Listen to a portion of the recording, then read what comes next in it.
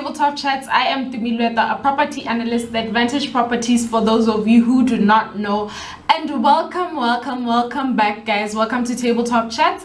I do hope that you stay and you like and subscribe to our social media platforms as well as to our YouTube channel. Please click the notification bell so that you are notified every time we post a video. And yeah, let's get right into it. This week's topic is simply rental affordability. Should I move out or should I stay? Well, let me give you a brief background of how I came up with this topic, how my team and I came up with this topic. Essentially what happened was that we were having a discussion around the whole increase in rentals that BHC is likely to have, and we were just talking about how there's a lot of ongoing conversation about Botswana saying that this is quite expensive. The increase is a lot. Is it time for us to move out of these houses? Are they trying to chase us out, or what's happening? So guys, it's quite easy. Most of us I know are living in rental houses. We're renting out and we're really trying to make ends meet. So the last thing you want to be worried about is your rental affordability. Now there's this rule of thumb that is there all over the world. The belief is that you are supposed to put at least 30% of your income into rent. Like 30% of your income is supposed to go to your rent. Now this income is household income, and it's basically take home. So take home, yeah, the entire household, which is maybe a husband and a wife, or two people who are living in one house. How much are you both making, right? So 30% of that is supposed to go towards rent, and it can go as far as 50%, but that is a total stretch. Our advice is that you stick to the 30% so that you are able to cater for all your other expenses, because the truth is rent isn't our only expense throughout the month. It might be our biggest expense in most cases, but it is not the only expense that we have to take care of on a monthly basis. So paying 30%, we assume, will allow you to be able to cover all your other costs, provided you budget properly. A budget is very important. So provided you budget properly, you'll be able to take care of all your expenses and you live within your means. I think that the problem with a lot of us Batswana ke gore, we tend to want to live beyond our means. I mean, guys, imagine a student at 1.6 a 2-bedroomed house with a kitchen, a bathroom and a living room. Guys, is it necessary? Having all that space to yourself, we ranga spaces kana.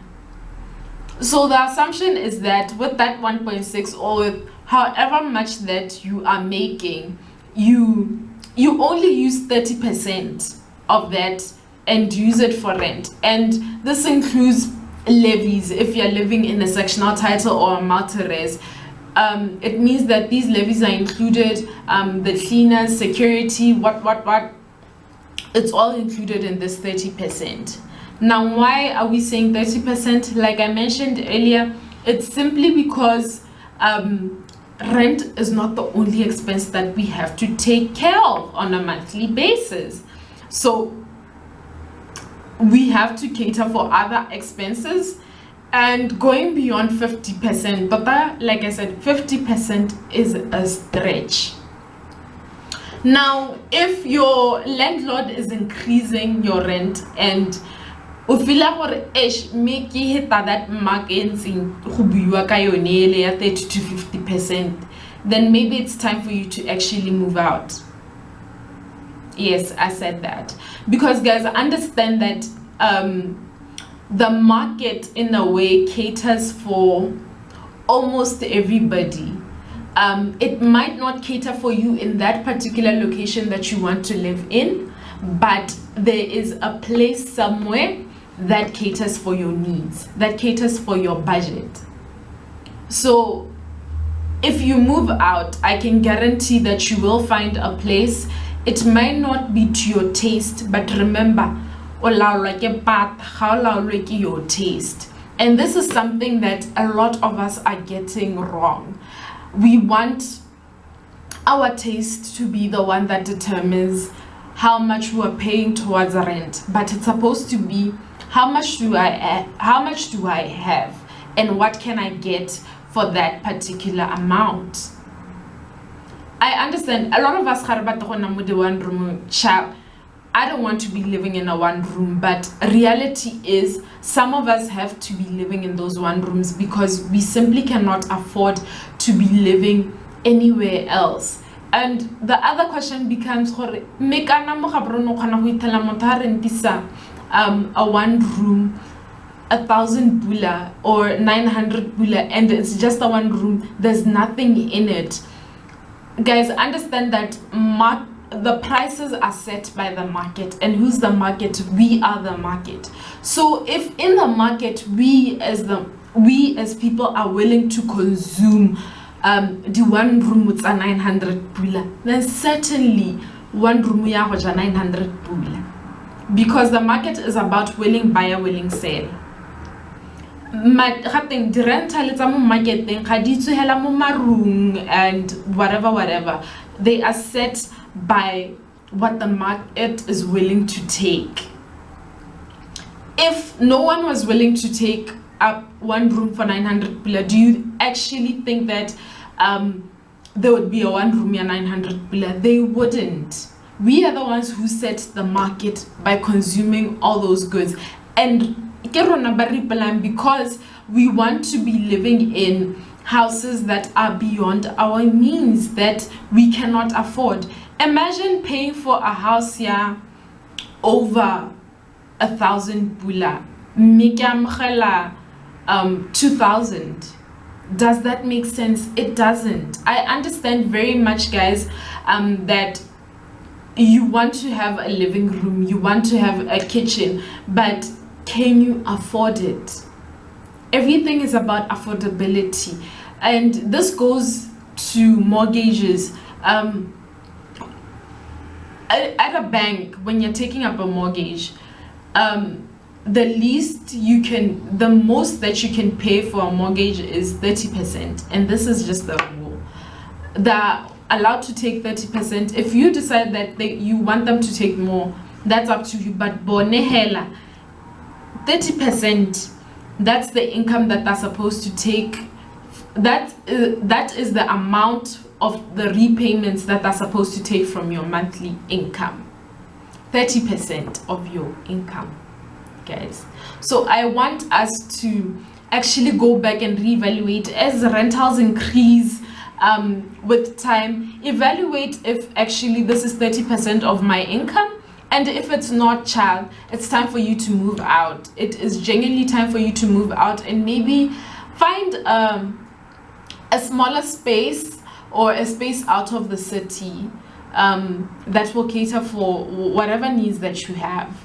And also, guys, I think this is the best time to take advantage of the opportunity of living outside the city, because some of us are working from home. We're not required to be in the office, whether it's once a week or at all. Some of us are not even required to be in the office at all, but some of us are to come in maybe for 2 weeks, and then the other 2 weeks we're at home. So evaluate if it's really worth it for you to be paying a rent here 5k when you can be paying a rent here 3,000.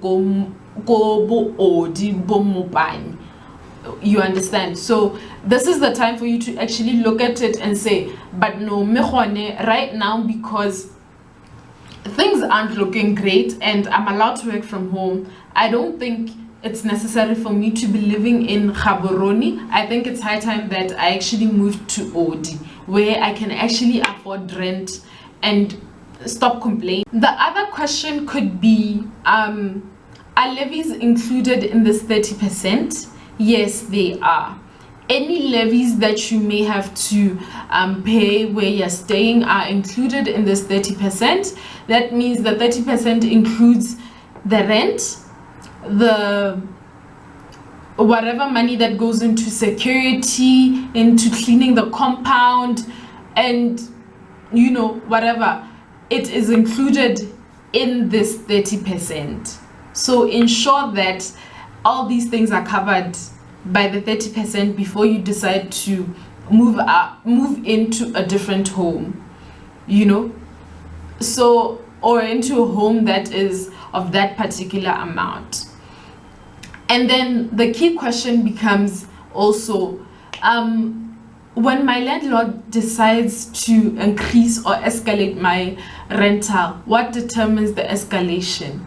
Well, escalation is determined by inflation and a whole lot of economic activities, but a lot of our landlords don't take these things into consideration because it's a free market. Nothing says that they should increase by 10% or by 100%. Nothing gives them a range of what is supposed to be the escalation for a particular period of time, or how much are they supposed to escalate our rentals by.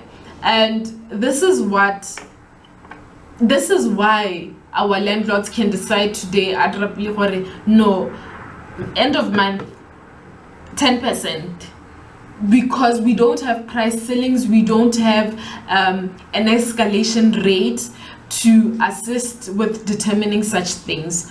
So at the end of the day, it's a free market, it's allowed to play itself out, and anyone and everyone can do as they please.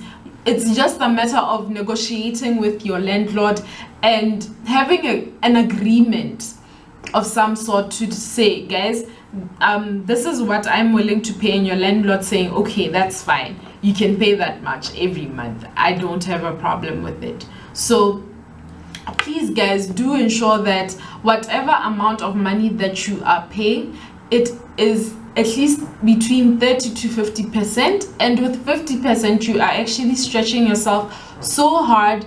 But we understand that sometimes the market doesn't cater for us also, especially because now people are getting cut from their jobs, salaries are being decreased, so it's understandable when a person pushes all the way to 50%, but it is not recommended.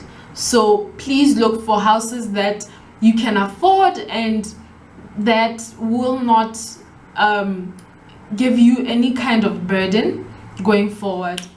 Vantage Properties, the Advantage to Property on Facebook, on Twitter @InfoVantage, and on YouTube Vantage Properties. Please do like and subscribe. Comment down below of how much are you putting towards your rent. Is it time for you to move out, or should you continue living in that space? Thank you so much for watching, and until next time.